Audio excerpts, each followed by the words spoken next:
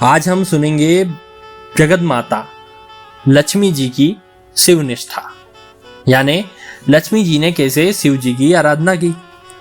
एक बार भगवान विष्णु ने लक्ष्मी जी को भूलोक में अश्व योनि में जन्म लेने का श्राप दे दिया था। भगवान की प्रत्येक लीला में रहस्य होता है, वह तो पहले से ही जानते हैं।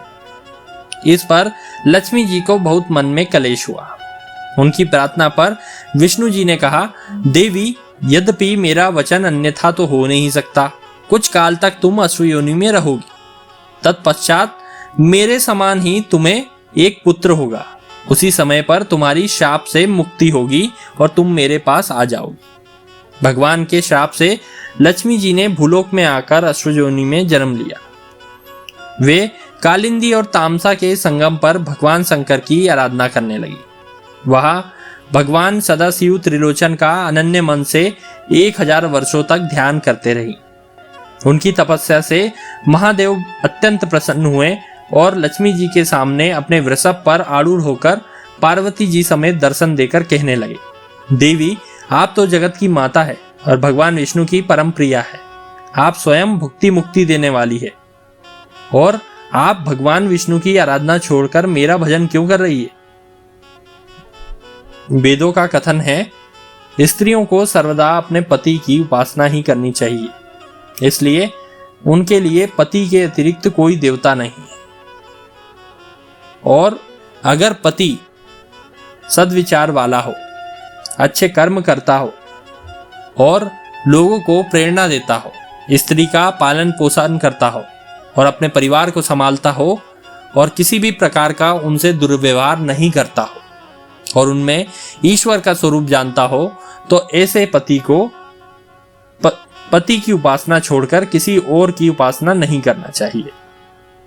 लक्ष्मी जी ने कहा, हे आशुतोष, मेरे पति देव ने मुझे अश्व योनि में जन्म लेने का श्राप दे दिया। इस श्राप का अंत पुत्र होने पर बताया है, परंतु मैं पति देव के सानिध्य से वंचित हूँ।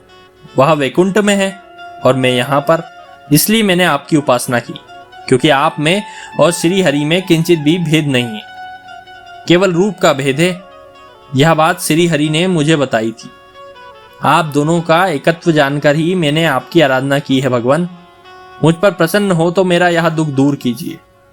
इन वचनों को सुनकर शिव जी ने विष्णु देव से इस बारे में प्रार्थना करने का वचन दिया और श्री हरि को प्राप्त करने तथा एक महान परम पराक्रमशाली पुत्र प्राप्त करने का वर भी उन्हें दे दिया। तत्पश्चात वे पार्वती जी के साथ कैलाश चले आए और उन्होंने बुद्धिमान चित्र रूप को दूत बनाकर वैकुंठ भेजा। चित्र रूप से भगवान विष्णु ने वार्ता की तथा भगवान शिव का संदेश पाकर वह तुरंत अश्व का रूप धारण करके लक्ष्मी जी के पास गए। तत्पश्चात लक्ष्मी जी को एक वीर नामक पुत्र उत्पन्न हुआ। उससे ही हय नामक महान वंश की उत्पत्ति हुई। अनंतर लक्ष्मी जी के शाप की निवृत्ति भी हो गई। वे दिव्य शरीर धारण करके भगवान के साथ वैकुंठ पधार गई और उनकी शिव साधना सफल हुई।